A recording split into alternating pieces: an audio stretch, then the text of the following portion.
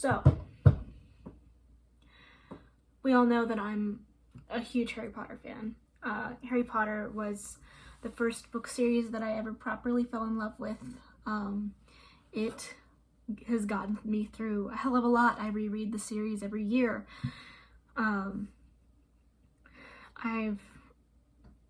It means a lot to me.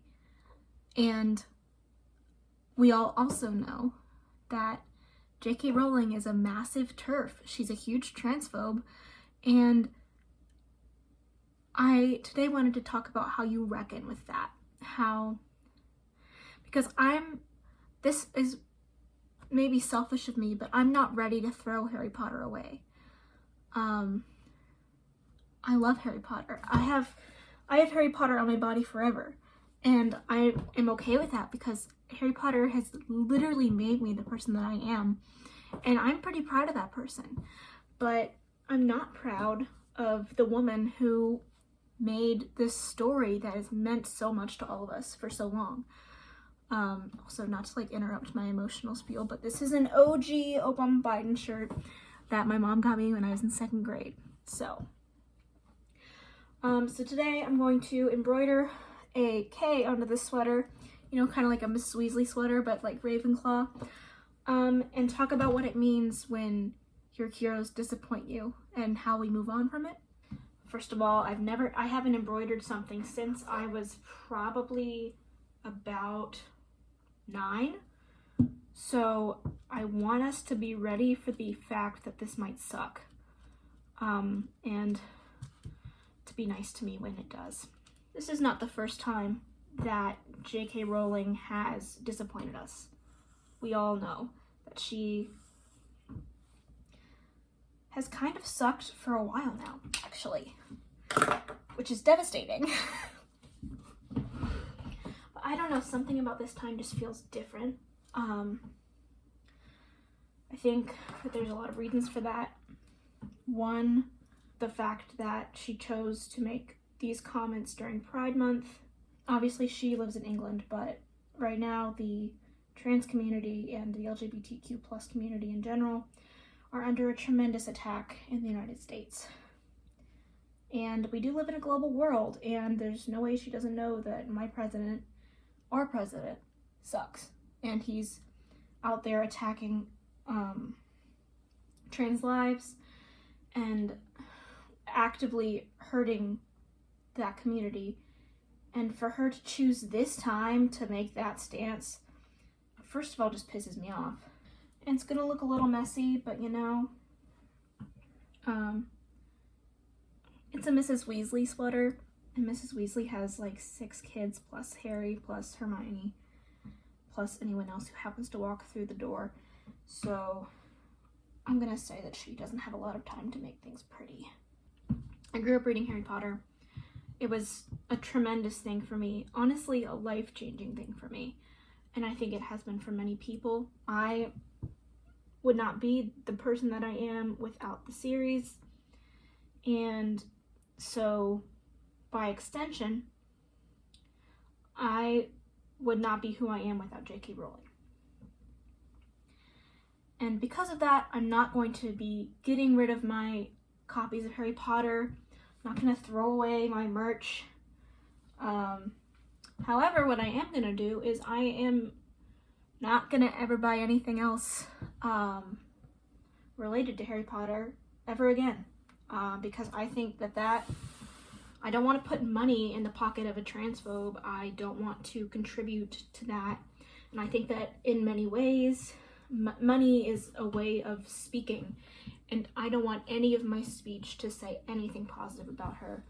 You never want to wake up in the morning and look on Twitter and see the person that's been reading you bedtime stories for the last 20 years is also someone who is a bad person, who is mean, who is a bigot. I, on this channel, am never gonna do another Harry Potter readathon.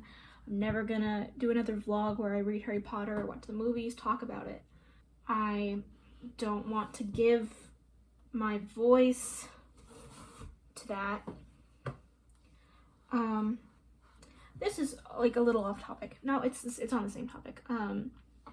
I for the last like 3 years have been playing around with the idea of writing a book about like a literary analysis of Harry Potter, but reading everything as being like queer and looking at a queer narrative in Harry Potter, specifically because I relate a lot to Remus Lupin, because Remus Lupin I read him as a queer man, and he is someone with chronic illness, and I just relate a lot to him. When I wanted to be a teacher, which I don't know if I've ever mentioned that on this channel, but I did used to want to be a teacher, and he was why. So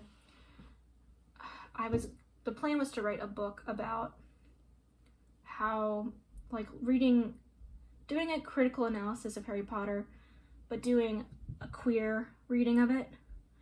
And now, I don't know, it just feels wrong now. My issue with it is that I don't want to spend another moment on Harry Potter and making it queer when there are so many queer fantasy books out there that do exist and are written by own voice authors. I want to highlight those stories because those stories are important, and those stories are like actually the ones that matter. And I think it'd be irresponsible of me on some level to make a queer reading of Harry Potter when the author of Harry Potter is so incredibly transphobic. On some level, I kind of like the idea of reclaiming it, because that's something that I'm working on right now, is reclaiming it. Reclaiming this story that is ours now. Do you think that at this point, what do you think of the idea of writing a queer reading of Harry Potter? Do you think that, given her transphobic comments, I should just give up on it and move on to other things? Do you think I should write it but donate the proceeds, which I'm not going to make any proceeds, to the Human Rights Campaign? What do you think I should do? How do we move on from here? How do you reckon with something that's so integral to you and it being based on a foundation of something that you fundamentally disagree with? How do you reckon with that? I've seen a lot of people joking and pretending that she didn't write it, but I think that that's a dangerous way to approach things. I understand it's a joke, but I also I think that we have to acknowledge that the same person who said those horrible things on Twitter is the same person who wrote the story that is so fundamentally against bullying and against prejudice, and I just am having such a hard time understanding it. There are so many messages of love in that story, and there's so many ideas of ignoring hate and prejudice, and I've talked about how I've always read Harry Potter as being very social justice forward, and I think that's a large part of why I am who I am, is because we were reading that and becoming little activists at age 7. At least I was 7 when I read my Harry Potter for the first time, because of these stories, and here she is completely like refuting everything that she wrote all those years ago. I've seen some funny tweets on Twitter about like, thank you to the author of Harry Potter, Shakira, and like, LOL. But also, it's dangerous to ignore that she actually did write it, because willful neglect of the facts is something that, at least, I honestly don't look at my analytics, so I don't know how many of you who are watching are American. I'm gonna wager it's a lot. Willful ignorance of the facts is how we got where we are today. It is how we got Trump in office. It is how we are now topping 50,000 cases a day with Corona. I am so tired of us ignoring the facts and just saying what fits our purposes. Yeah, sorry to get angry, but that's the truth. You know, people have been like, oh, it's no big deal, she just forget, Harry Potter belongs to us, it doesn't belong to her. And I agree with that so much. I totally agree with the idea that Harry Potter belongs to us, the readers, and not her. But I also know that what does belong to her is all the money that she makes off of us when we say that. And that, you know, is a rough pill to swallow, at least for me. I also really needed to talk through this. This may, to like someone who's just stumbling across this video, you may think this is so stupid for me to be so like emotionally torn up about, because I've been like really emotional in this video a little bit, to be so torn up over something an author said about a children's series. But the fact of the matter is that when you spend so long basing, like, a large part of my personality is because of Harry Potter. It is because of Hermione that I learned that it was okay to be the smart girl, and that wasn't annoying or like bad, but that it was a strength. Harry Potter taught me about friendship, and it taught me about like having the kind of friends that are family. It taught me that, and I can't put the series I can't just dump it in the trash and forget it ever existed, because, you know, I don't want to. It has been so much of me that I'm not going to forget it, but I'm also going to, at this point, I don't know if I'm going to read it again. Fun fact, I've read it, I think we're at 19 times now. So do I really ever need to read it again? Answer, no. I mean, I have pretty much every page emblazoned on my mind. But if I ever read it again, I'm gonna have to read it with the knowledge that the person who wrote it is not who I thought they were. I, on some level, came to the realization that J.K. Rowling was never gonna be who I wanted her to be after the second Crimes of Grindelwald movie came out, because that was the one where we were supposed to be getting some gay Dumbledore stuff, and it just didn't happen.